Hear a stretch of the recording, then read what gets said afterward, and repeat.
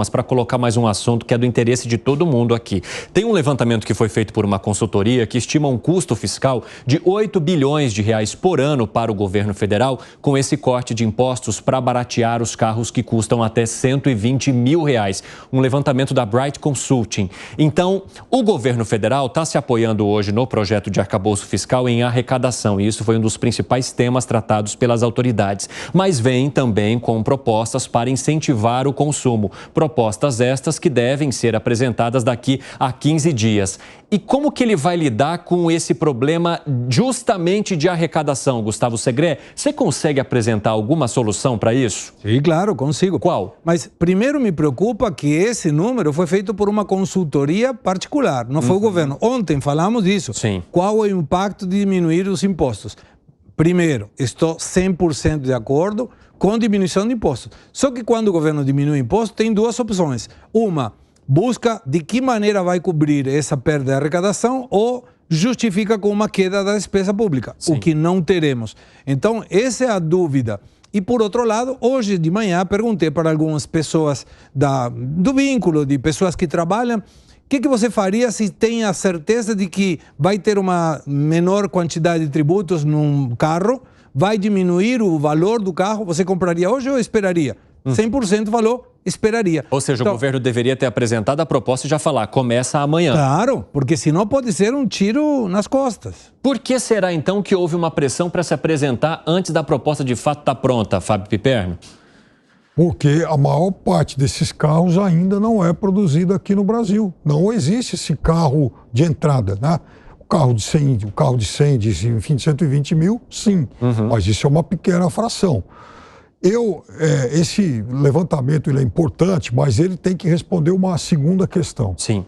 8 bilhões de reais seria algo que o governo hoje deixaria de arrecadar ou seria uma arrecadação estimada caso o governo de fato aprove essas isenções e esse carro comece a ser efetivamente produzido? Eu faço a pergunta pelo seguinte: hoje a gente está estimando então uma perda de arrecadação em cima de algo que não existe ainda.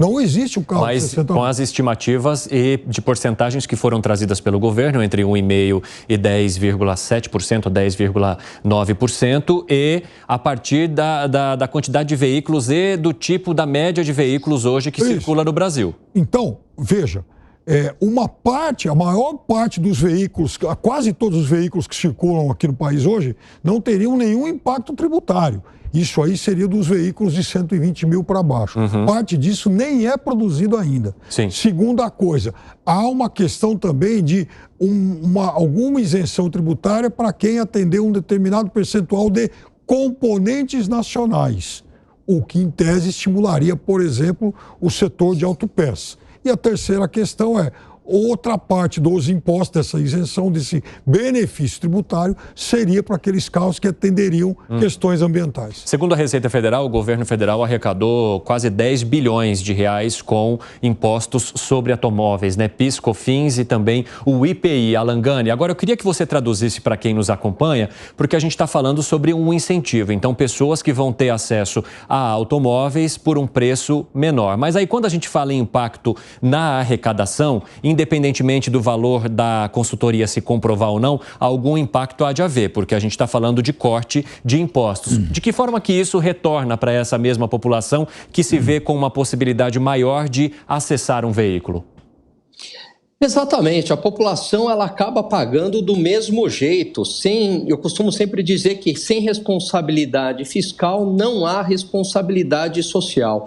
E o que me preocupa muito, Evandro, é que esta fórmula ela foi adotada no governo Dilma. Expansão dos gastos públicos de um lado, por outro lado, desonerações pontuais para alguns setores, inclusive automóveis, com redução de IPI, linha branca também, porque há um critério na cabeça do governo, um critério que não é técnico, de que essas indústrias são mais importantes que outras. Por que não uma redução de IPI para uma outra indústria? Por que esta indústria? Qual que é este critério? E aí eu tenho elevado gasto público de um lado e uma desoneração tributária com esses setores aí premiados. Se começa a piorar o fiscal, a gente já viu esse filme antes. Como é que a população vai pagar? Vai pagar com taxas de juros mais elevadas, porque isso piora o risco e vai para a taxa de juros. E aí não estou falando da Selic, estou falando de taxas de juros de mercado, né? As demais taxas de juros. Isso pode pegar na inflação, porque também aumenta a demanda de uma maneira artificial, né? Pioram as expectativas do país. O roteiro, para mim, é governo Dilma. É o mesmo roteiro, volta do BNDES, reduções tributárias pontuais, elevação do gasto público, pouca preocupação com o fiscal. Tá aí, só não vê quem não quer. Você não vê reprise, Piperno? Veja, o governo passado ele cortou IPI de jet ski. Olha a utilidade disso. Veja, primeiro, então vamos voltar. Por que esse setor seria o parcialmente eleito? Porque ele é um dos grandes empregadores, porque tem efeito multiplicador. A montadora, o setor autopeceiro, as revendas, as oficinas, enfim, ele tem uma cadeia muito grande. Segundo, quando você falou, por exemplo, que esse setor arrecada 10 bilhões por ano, sim, e a consultoria falou que a renúncia fiscal seria de 8, não é que vão sobrar só 2, é parte daquilo que eu falei, quer dizer, está se calculando o que poderia entrar em cima de um segmento que não existe ainda, não existe esse carro barato. Outra coisa, não é como se fez no passado, de você dar um incentivo, aliás a Dilma também fez isso em outras áreas, não com a indústria automobilística, mas de dar um incentivo horizontal. Não, e fica por isso mesmo. Não, você vai dar um incentivo para quem atende uma série de reciprocidades e contrapartidas. Segre, você levantou a mão. Levantei a mão porque tem uma visão, me parece importante para a nossa audiência. Esses carros que ainda não são produzidos, que mencionou o Piperno, quando hoje tem uma linha de venda de 100 mil, 80 mil, na perspectiva de a pessoa pagar 68 mil ou menos disso, vai brecar a demanda desse carro que hoje sim é fabricado.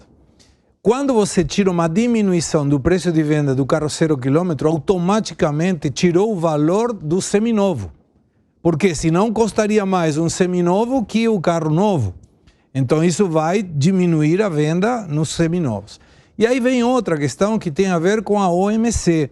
Quando você tira um imposto determinado, pode ser contrariado na Organização Mundial de Comércio, como já aconteceu quando no passado foi feita essa diminuição de IPI para trazer investimentos do exterior para fabricar localmente. Isso pode gerar um problema, inclusive, dentro do Mercosul.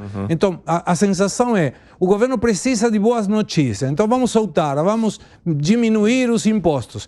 Como uma notícia é boa, diminuição de impostos sempre é bom. Sim. Mas a questão é como isso se aplica, não somente quanto perde a arrecadação, como isso aplica e se isso não pode ter um efeito contrário em outros setores, como o seminovo e como as questões da OMC. E você vê um efeito cascata também para outros bens de outros tipos de indústria em Alangânia, ou seja, mais gente pedindo redução? Esse que é o problema quando você escolhe determinados setores, né? Você escolheu, aí segundo o argumento do Piperno, falar, mas esse tem ele é multiplicativo, né? Tem um efeito multiplicador, mas também tem outros setores que também tem um efeito multiplicador. E essa é uma visão desenvolvimentista, né? E que eu repito, ela não deu certo. Com certeza outros setores vão bater na porta do governo federal e vão falar, bom, eu também tenho uma alta carga tributária, como é que eu faço? E aí, pegando um gancho no que o Segre falou, redução tributária, ela é ótima, mas tem 2 pontos. Primeiro, ela deve ser homogênea, não tem que ficar escolhendo um ou outro setor. Segundo ponto, tem que haver condições para a redução tributária, ou seja, sustentabilidade das contas públicas, né? E o Brasil, ele não está, né, num momento de sustentabilidade das contas públicas. Pelo contrário, né? Os sinais são de piora das contas públicas.